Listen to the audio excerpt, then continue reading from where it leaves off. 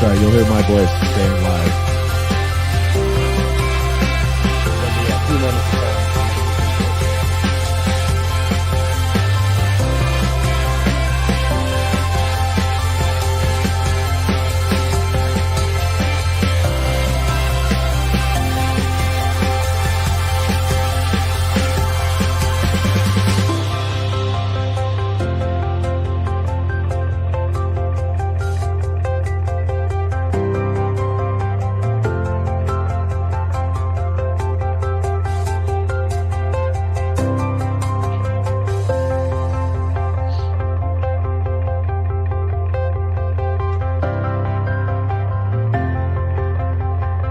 Okay, and we're going to go live on Facebook, and then that's a 1 minute countdown.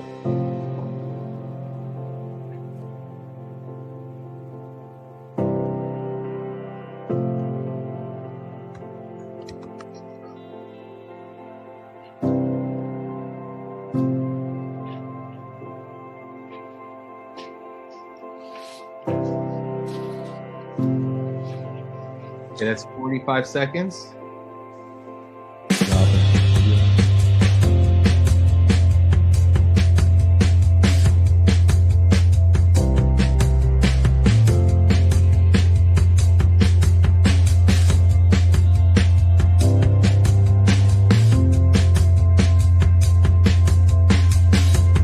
That's 30 seconds.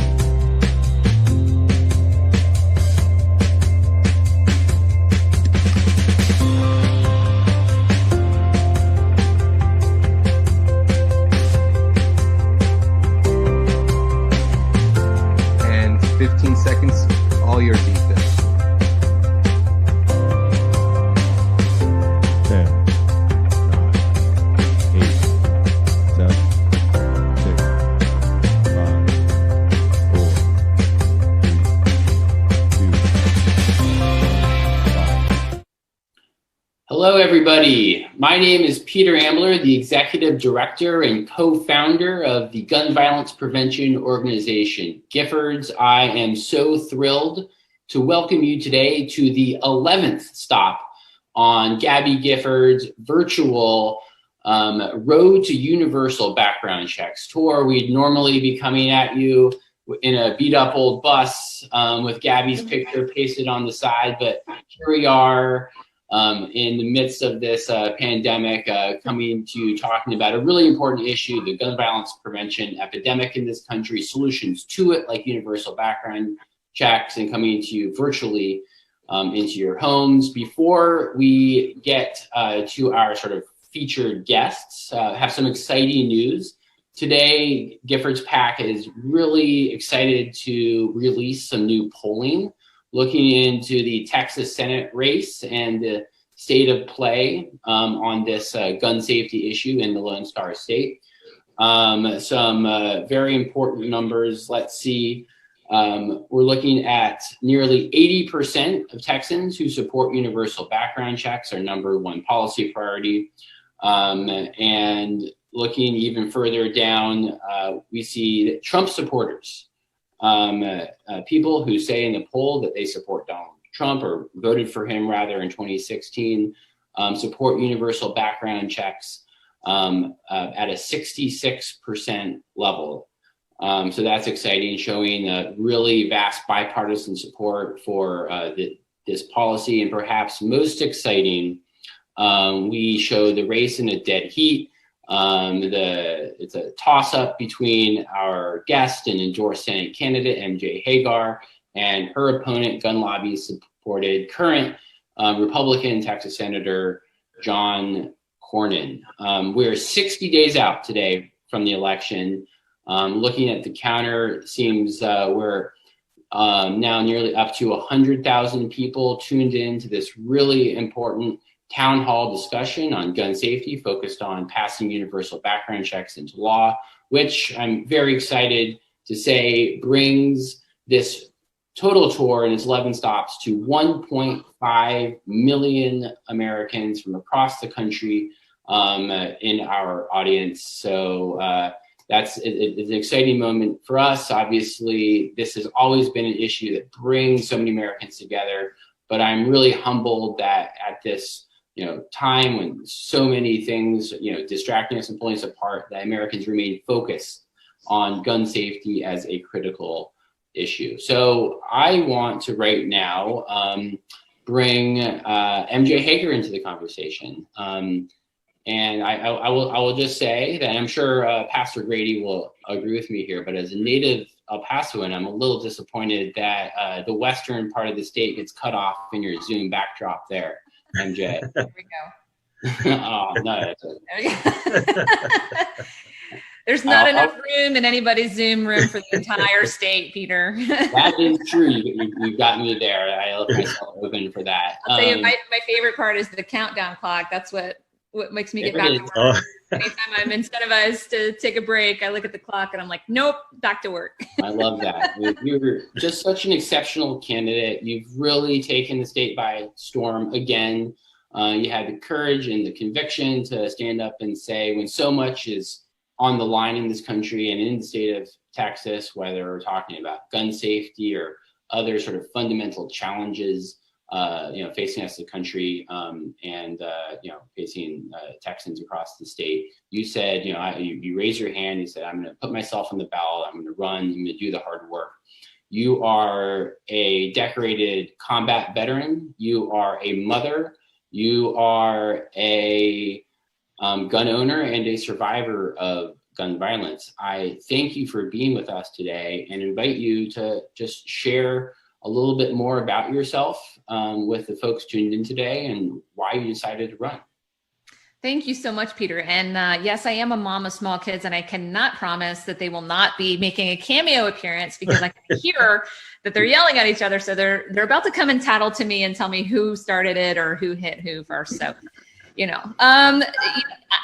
this issue is so personal to me for so many reasons. I grew up in a domestic violence situation that we escaped. And so, I keep talking about how we need regular people who've experienced these everyday challenges to be in a position to legislate solutions to those challenges. This is kind of what I'm talking about. So when some legislators see, concealed carry permits being able to go across state lines, they might think, oh, well, that makes sense that we should be able to do that. And then I see domestic violence abuser pursuing victims. You know what I mean? Like, we just need more people who can see beyond the unintended consequences of legislation sometimes. And then in addition to, being threatened with a firearm from my biological father and being a gun violence survivor there, I was also shot in Afghanistan. And it was actually recently that I recognized that does make me a gun violence survivor too. Believe it or not, it just didn't really click for me. But it's really important that Texas knows that I have the credibility because I am a gun owner and I'm going to protect our Second Amendment rights. And I also know the truth about how DC works. And I know the big lies. There've been a couple really big lies, whether it was big tobacco, spending billions to make people know or make people think that their product wasn't killing people, or big oil, spending billions for decades trying to obfuscate the data around climate change, or the gun lobby trying to make people believe that any gun safety legislation is an infringement on our Second Amendment rights. I take that personal because I'm a gun rights advocate and a gun safety advocate, and we can be both and we should be both. And across the state of Texas, I meet responsible gun owners who want gun safety legislation because they recognize that the gun violence epidemic across our great state really is the greatest threat to our Second Amendment rights and to our children. So, I'm just so proud to be here with one of my heroes, Gabby Giffords, and to be a part of your tour. I'm just so proud of that. And I thank you for not giving up on Texas, because Texas is a culture. We do love our guns all across the state. You see signs that say, bait, beer, and ammo across, the gas stations. And that's okay as long as we do it safely. And right now we're not doing it safely. So, well, not only are we not going to give up on Texas, we're looking at one of the most competitive Senate races in the nation. Our recent polling has you within the margin of error, 40%. John CORNYN's 44%. This race is anybody's to win. You look back 2 years ago, our friend Beto O'Rourke got to within 2.5%. And Texas has only since then trended in our direction. More and more Americans, more and more Texans are standing up and declaring their frustration with decades of gridlock on gun safety legislation, their anger at the gun lobby, and their desire for change. I'm looking at change here, right in my computer screen. That's UMJ, 60 days to go. And I have a lot of confidence that with you, with Pastor Grady, with Gabby, with the Gifford supporters in Texas and across the country, and every other Texan tuned in today, that we are going to get across the finish line, elect you to the United States Senate, and make the Senate Majority Leader, Mitch McConnell, the new Senate Minority Leader. So it's an exciting moment here, and we're really pleased to be with you. Pastor Grady, I'm now gonna bring you into the conversation, if you don't mind, and it's a point of personal privilege to be able to have such an esteemed individual and community leader such as yourself on, but of course to welcome another El Pasoan like myself into the conversation. Always very pleased to do that. But obviously you have a unique history with this issue, one connected to the shooting in El Paso. So I would love for you to spend a couple of minutes introducing yourself and explaining why you're here today. Thank you again, Peter, and to Gabby and to MJ. We're excited to be here today. What brought us here is the pain of August the 3rd here in the city of El Paso. As you know, my daughter, Michelle Elise, was at Walmart, and I was here at home. My wife was at Dillard's, which is adjacent to the Walmart, and the phone rang about 10:05, and my wife says to me, this is still somewhat traumatic for me. She says, get to Walmart, Michelle has been shot. I had not yet cut the television on. I was clearing out emails. So I jumped up and made my way with my youngest daughter, Jacqueline. We made our way to the Walmart as quickly as possible. Just about 7 minutes away from the house. We had no idea. She just said she's been shot 3 times.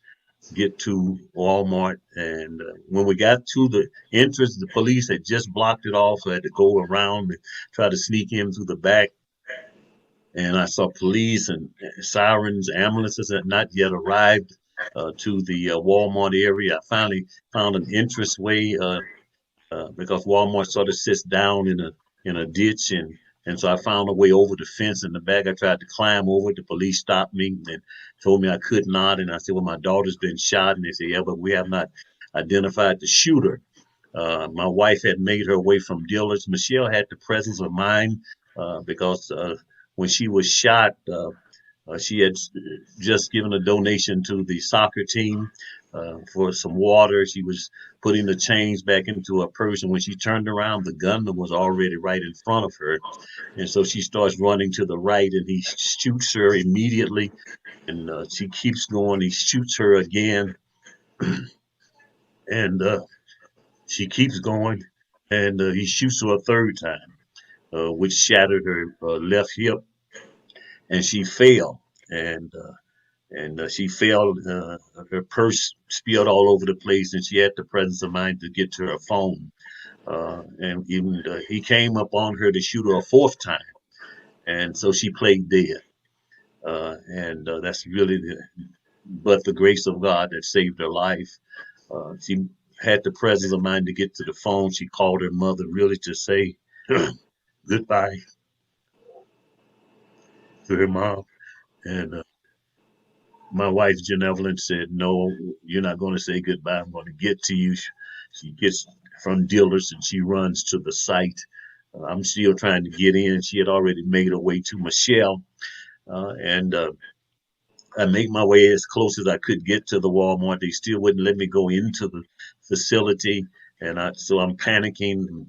Jackie and I made our way as close as we could, and one of the policemen looked off and we sort of snuck in behind him down the hill, and I saw Michelle being pushed on one of the Sam's carts, the bulk pickup carts. One of the guys from Walmart who worked in the meat department came to help Michelle and Genevieve as she laid there bleeding to death. And I got to see there were bodies all over the place. Uh, and they were bringing the staging area. The ambulances were backing down the hill to load up. And so I finally caught a glimpse of them coming, and I ran to them. And Michelle had been shot 3 times. She was laying on the cart, and me and Jackie and Genevieve and the guy that helped her, uh, his name is Thomas. The Bible talks about doubting Thomas, but he was helpful Thomas, and he helped to get Michelle to the staging area.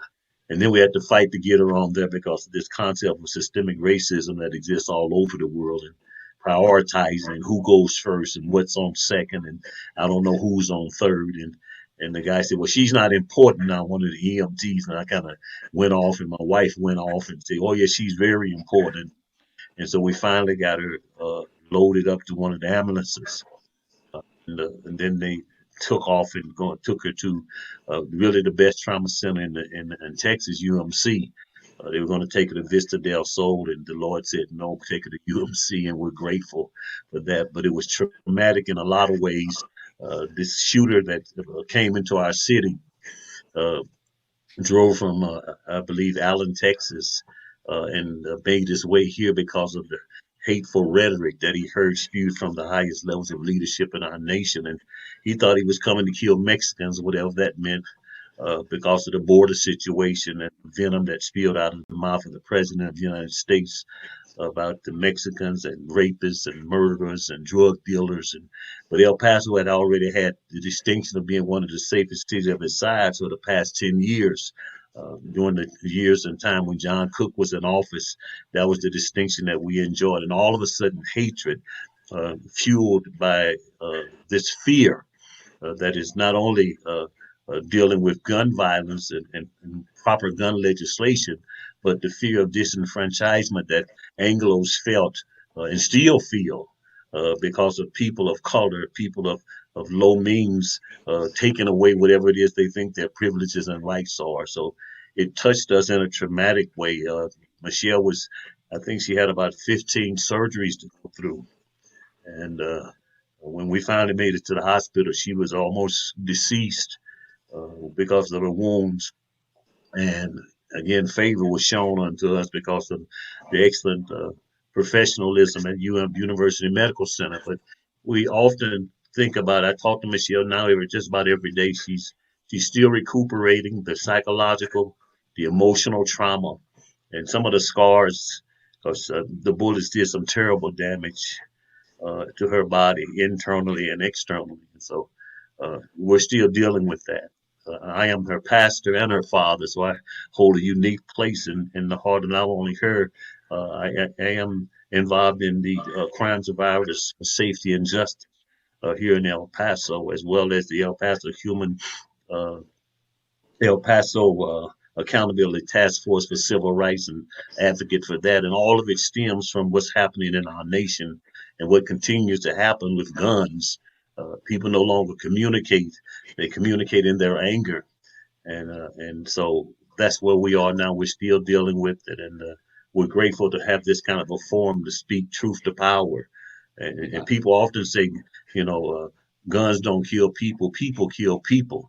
But the instrument that they use is violent. They're weapons of mass destruction. I was in the military. I'm retired, been retired for 26 years, and I've never seen the kind of hatred and carnage that we see on the streets of our cities because of the easy access to guns of mass destruction that are not needed. They're not hunting rifles. They're really designed to destroy, to kill, to maim, and to injure. So, Peter, thank you for giving me an opportunity to begin this dialogue.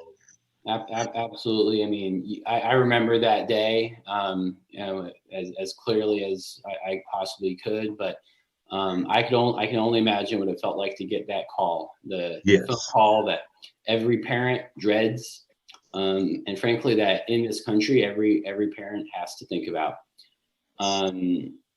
Pastor, so, MJ, why don't I bring you? Interject? I'm so sorry. I am just.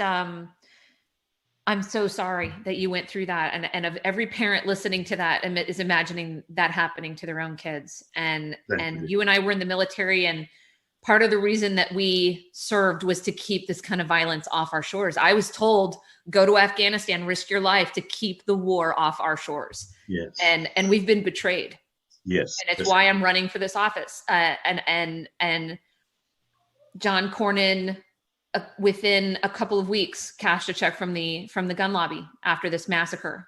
Good. And we can't let this issue be politicized anymore. Yes, and take our children from us. And thank you for speaking out. I know how difficult it is, because I have trauma that I've seen as a medevac pilot and some of the things that I've seen, and your story is so powerful. So I know that it can sometimes help to talk about it, but it can also hurt to talk about it a lot. And I'm sure you talk about it a lot. And so thank you for sharing that story with us. Yeah, thank you, MJ. Thank you very much. Thank you. And Gabby, let's bring you into the conversation here. Having just listened to Pastor Grady's story, obviously, like MJ, you are a survivor of gun violence and also a gun owner, and somebody who has, put her head down and said, I'm going to take the world in my hands and attempt to change things. But Gabby, before we sort of get into the issue, I think, folks are probably wondering, how are you doing in Arizona right now? How are you spending your days? What's going on? I'm so busy. A lot of Zoom calls. Yeah. A lot of Zoom calls.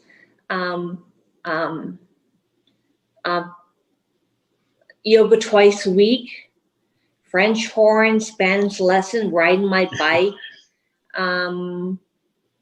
walking on my treadmill, watching movies. It's Groundhog Day. Yeah. Well, I mean, I think we all so admire your grit and your determination to not just sort of, keep plugging away at the gun violence epidemic as an advocate, but also to really model resilience in the face of this destructive and traumatic pandemic. So thank you for that. So Gabby obviously doesn't need much of an introduction. We all saw her, take the stage at the Democratic Convention recently, but we did put together a little video, Gabby, that sort of sets the stage for this particular moment in history. And I'm going to play that right now. What is courage? What does it look like? Courage shows truth to power and stands its ground. It's walking out. It's sitting down. It's marching towards something greater. Courage is telling your story even when it's hard to speak. Courage looks like this. Good evening, everyone. I'm Congresswoman Gabby Giffords from Southern Arizona. You can either complain about something or you can try to fix it. I will always extend my hand across the aisle to do what's right for the American people, to build consensus, and to get the job done. Earlier today, a number of people were shot in Tucson, Arizona. Arizona Congresswoman Gabby Giffords, wounded in an assassination attempt just about 2 weeks ago, is about to take the next big step along what's expected to be a long road to recovery. It takes courage to keep going, especially when it feels impossible. Than to witness the return of our colleague, who is the personification of courage, Congresswoman Gabby Giffords. And to the republic for which it stands, one nation, under God, indivisible, liberty and justice for all.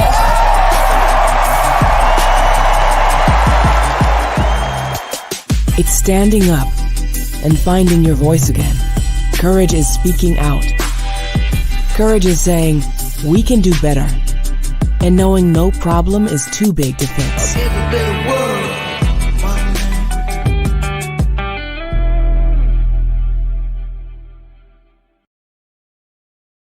That was, Gabby, that was immensely inspiring. It's such an honor to work alongside you each and every day in this fight. But let me pass the mic over to you to share a few words with our viewers.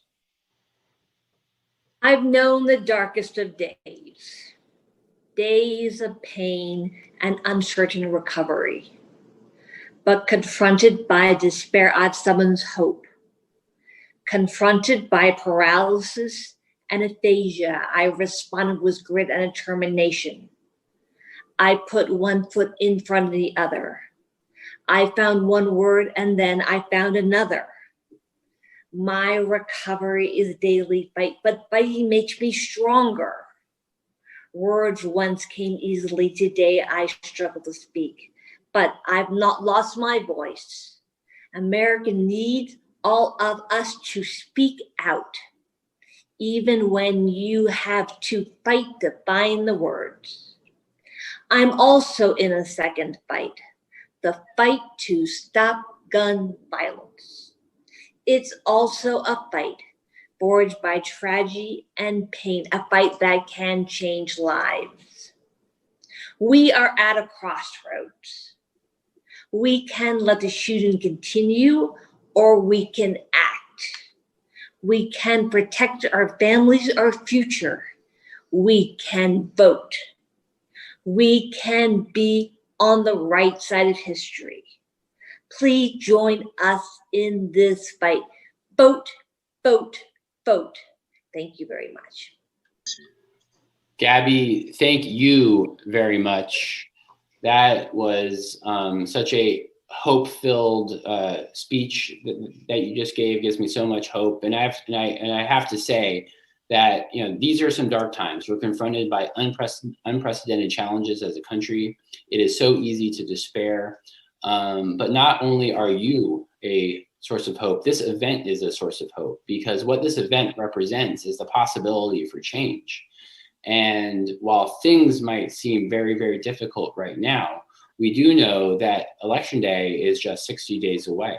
And if we're able to elect MJ to the United States Senate and Joe Biden to the White House, that doesn't just put an end to Donald Trump's presidency.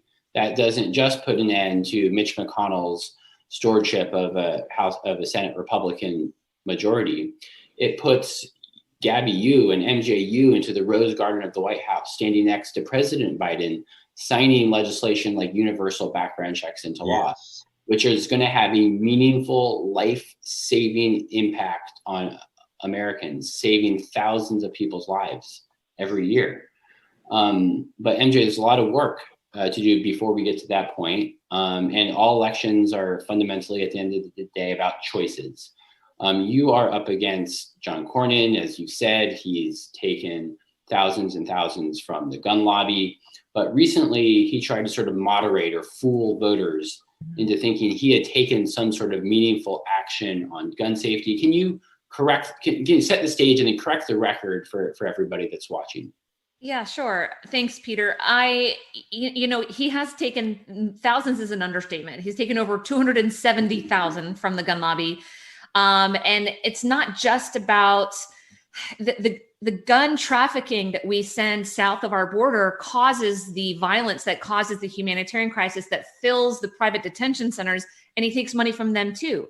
So he's benefiting from a broken immigration system, from lack of gun safety, at taking all this corporate PAC money. It's just so insidious and corrupt. And the good thing is that Texans have a very sensitive BS meter, and it's really difficult. You can only, especially in the internet age, when we can research things on our own, you can only pull the wool over people's eyes for so long before they start to realize that your words don't match your actions. And when he shows up and snaps pictures behind the velvet rope, he then listens to people's stories. I don't know how you can listen to a story like that, like Pastor Grady, and not translate that into action. And there's thousands of these stories across Texas. So he's received all this money. He used to support things like closing the gun show loophole. But now that he's been in DC for so long and so disconnected from regular Texans, and he doesn't understand that so many Texans, so many responsible gun owners, and as you pointed out, so many Trump voters support universal background checks and other gun safety measures, these common sense, low hanging fruit. He still does things like opposing the Violence Against Women Act. He's not supported red flag laws. He's voted multiple times against universal background checks. And, Texans have had it. He is just way too DC, and he is not Texas enough to represent us anymore.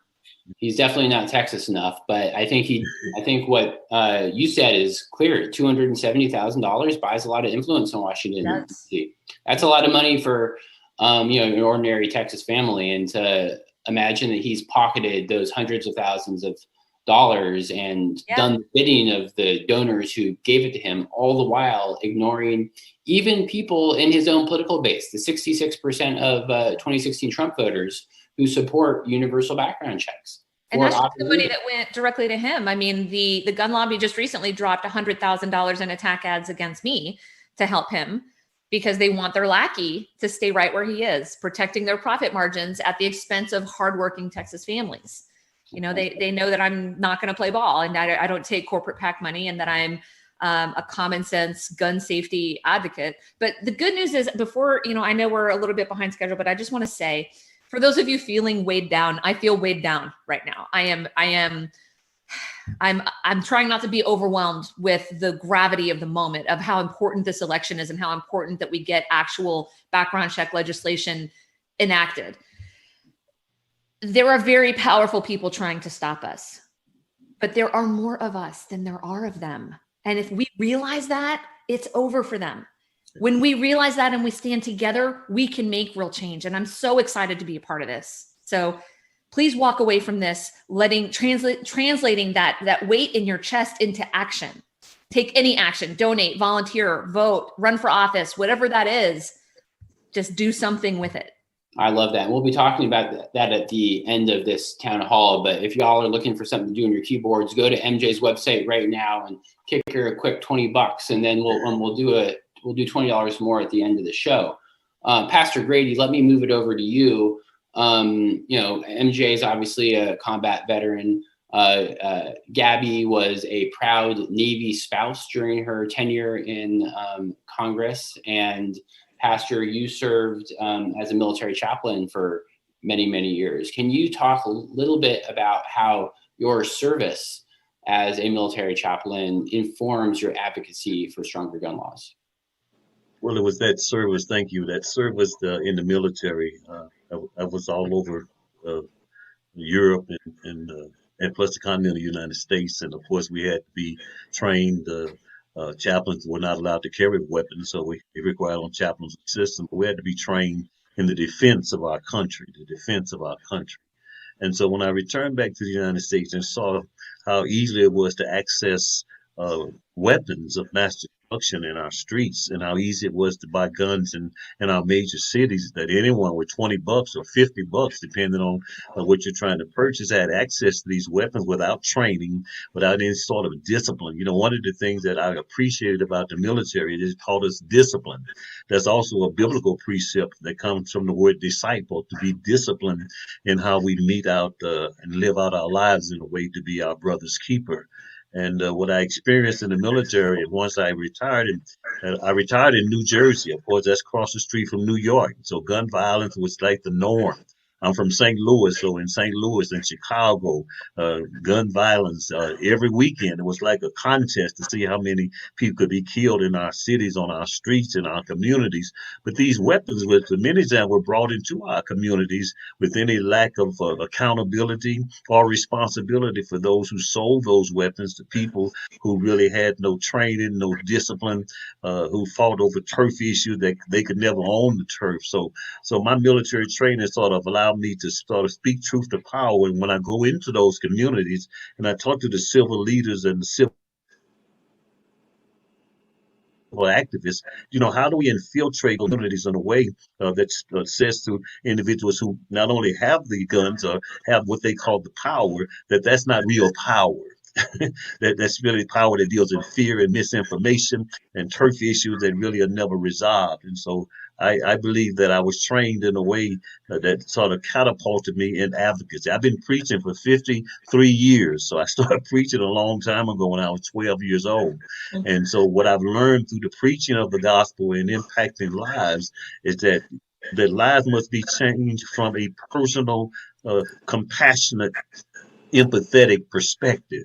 And in many of our cities, there's this strong arm techniques that are used in policing. Police use weapons of mass destruction all the time.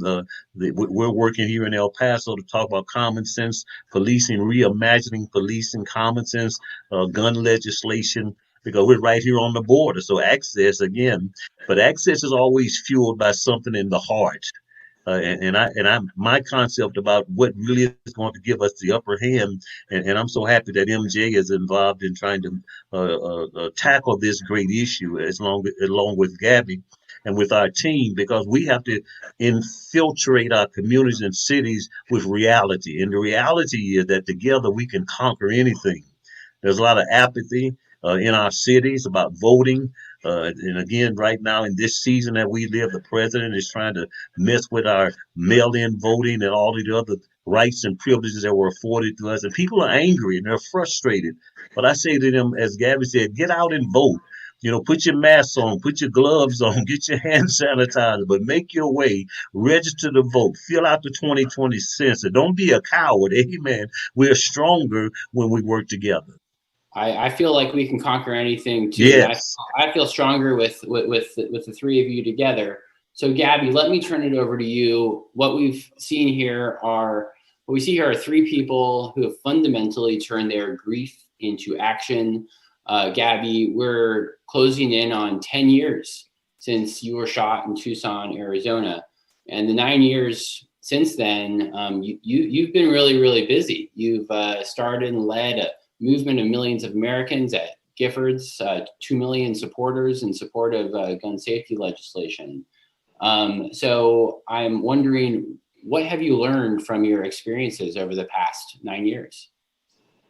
To be grateful for friends and family, and to live every day to the fullest. We're certainly surrounded by people who are living every day to the fullest. And Gabby, the fact that you do that gives me such tremendous inspiration. I need to sort of change things up here a little bit. We're a little short on time, but we do have time for a couple questions from the audience. So if you're on Facebook, put your question in the comments. On Twitter, hit us up with the Gun Safety Congress hashtag, or YouTube, you can throw a question in the comments.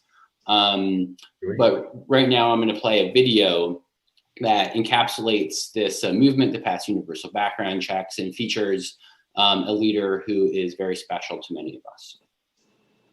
For the first time since the Clinton administration, the House of Representatives passes significant gun legislation. This bill would basically require background checks for almost every gun sale or gun transfer in America. Enough is enough. And our first order of business in the Senate should be to pass the House Background Checks Act. As long as I'm the majority leader of the Senate, none of that stuff is going anywhere. I am indeed the Grim Reaper.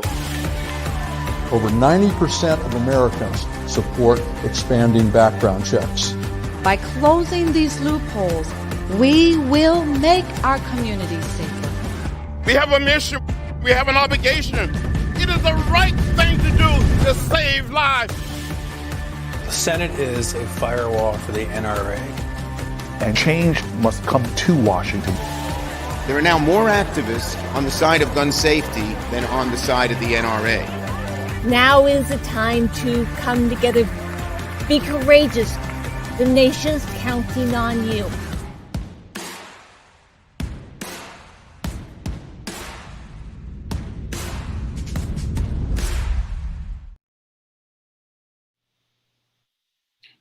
That video highlights some of the many of millions of courageous activists who are out there on the ground, in the streets, leading the gun violence prevention movement. Pastor Grady, we have a question for you from Jacques. And Jacques asks, we're experiencing a major moment in civil rights with racial inequality and violence at the hands of the police at the top of people's minds as they head to the ballot box. Is electing new leaders the only solution? What comes next? That's a good question. I believe that, yes, electing new leadership is very important. But those leaders that are elected must be able to infiltrate our communities. What happens in the local and the state and the federal levels, that once individuals are elected to those offices, they spend most of their time as legislators and not as activists. So they must duplicate their purpose with the people that are in the trenches in those communities and those cities. I'm working with pastors here in El Paso to bring about a coalition of men who are not afraid to speak out truth, to be a sort of an assistant to those officers that are elected and those officials that are elected, because everything starts in the community. I use the concept often, common unity, Gabby, that will be one day become community, but we must have a common. So yes, we must vote, we must elect officials, but we must assist. We must become the hands and the legs and the eyes and the ears of those elected to affect change in a very tangible way, because really faith starts with action, and action starts with believing that something can change because I'm a part of it. Faith starts with action. You heard it here from Pastor Grady. Thank you for that. Gabby, moving on to you, we have another question, which is, throughout this journey, how do you maintain your positive outlook and optimism? I want to make the world a better place. And that's fundamentally what we're talking about here, making the world a better place. Oftentimes the gun safety debate, the people on the far right, in the NRA their only solution is to pit people against each other. But what we know is when it comes to preventing gun violence, there's no other side. This is something that Americans are fundamentally united in. And you look at a public policy solution like universal background checks, 80% of Texans supporting universal background checks. Gabby, I've heard you say that there are only a couple things more popular than universal background checks. What were they?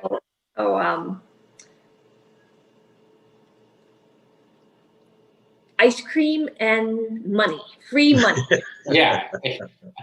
So we certainly have ice cream is available. It seems like we have free money these days. So like, why not add universal background checks to the mix? I just heard one of my boys say ice cream. Thanks a lot. MJ, I'm glad that both you and I have managed to keep our little kids out of our Zoom shots. I'm not always that successful. Okay, so we are closing in on the end of this wonderful town hall. Pastor Grady, it has been so wonderful to have you here. Somebody who has been a leader throughout your entire career, who's probably always been somewhat concerned, about the state of gun violence in this country, worried that you're going to get the call, and then you actually did the worst thing that a parent could possibly hear. And MJ, to be here with you, the mother of two young children, putting everything else to a stop, raising her hand and saying, I got this, agreeing to run for Senate and take on a incumbent like John CORNYN, who has taken, as you said, $270,000 in direct support from the gun lobby. And now you've got the NRA spending hundreds of thousands of dollars on the ground, independent from him, attacking you because you're willing to stand up for what you believe in and for what 80% of Texans also believe in. But I want to sort of turn it over to you to sort of leave us with some concluding remarks and frame the race. You, MJ, sorry, yes, and frame the race 60 days out. What can we do? We're with you. Your job here as a candidate is almost over. It's just sort of like, now you got to give the ball to us, right? Your supporters, the hundreds of thousands and millions of Texans who are behind you. How do we help you beat John CORNYN and elect a gun safety Senate? Everybody knows someone in Texas. That's the beauty of being Texas. Everyone has a family member, or there's a lot of Texans, I'm sure, that are listening and watching. And I'm here to say, call that person, tell them to go vote, tell them to make sure they're registered, tell them to bring 5 people to the voting booth with them. Donations are important. Obviously, we're getting attacked by the Koch network and the gun lobby and the private detention centers and big pharma and all of those types of people. And y'all are my army. And so stay with me. We need the donations. We're running a coordinated campaign here in Texas that's going to help deliver 38 electoral votes to Joe Biden. And with all of the division and all of the reputation we're getting on a world stage, and with the threats of not accepting election results, Joe Biden needs a landslide, and our 38 electoral votes can provide that for him. So if we're going to move together as a country and start healing from the trauma that we've seen turning our streets and our festivals and our movie theaters and our Walmarts into combat zones, then we've got to come together and start electing servant leaders who understand what this kind of violence does to communities. I think so many people, they believe it happens to someone else. And I think combat veterans in particular, and chaplains for sure, who deal with helping people with trauma, know that it doesn't happen to someone else and know how close that reality is. And servant leaders like Gabby Giffords, who refuse to let go, we are why, and you listening at home or wherever you are why they're not going to get away with it. And the only way to do that is to recognize, like I said, that there are more of us than there are of them. We can move mountains when we stand together. Go to my website, mjfortexas.com, click on Get Involved. You can sign up to help with the text messaging and phone banking and all of that stuff. We have validated our digital ground game by the millions of people that came out to vote in the primary in the middle of a pandemic, when voter suppression is at its height from Texas. Texans want servant leadership. They're looking to vote for someone else that's like them, that has experienced the challenges that they've experienced, that we've experienced, instead of voting for John Cornyn, who's been in DC for far too long and is completely disconnected from our values. We can win this race. Biden can win Texas, but we can't do it unless everyone links arms and starts walking in the same direction and fights with us. I need you guys with me, and we're going to move mountains. I'm not going to let you down. You're going to have every ounce of me in this fight. Servant leadership is a powerful, powerful concept. And I think it's something that you find so lacking in Washington, D.C. these days, especially as represented in the service of John Cornyn in the U.S. Senate, who has taken $270,000 from the gun lobby and done their bidding at every step of the way. I'm going to leave everybody here with a couple of facts. Since 2013, John Cornyn has voted against universal background checks 3 times. He's voted against 6 bipartisan common sense gun safety measures. He sided with the gun lobby over Texans 17 times. He's voted to weaken gun laws 6 times. He's even opposed, like you said, the reauthorization of the Violence Against Women Act with key protections for women from armed abusers. Bought and paid for by the NRA, John Cornyn, versus an independent fighter for Texas. That's you, MJ. You heard her say it. Go to mjfortexas.com, because MJ has given everything to this race. And you, from your philosophy as a servant leader, fundamentally given all of this on our behalf. And now it's our time. And whether you are one of 2 million Gifford supporters, whether you're in the state of Texas or elsewhere, you can go to mjfortexas.com, contribute to the campaign, fight back against the unregulated NRA spending and the lies. You can register for virtual phone banking and texting. MJ needs you. We have 60 days to go. And there's only one way in an election of this historic magnitude to act, which is with a lot of fear and desperation. We need to push everything that we have into the middle. So I know that I'm going straight to that website. I'm going to be contributing heavily to MJ for Texas.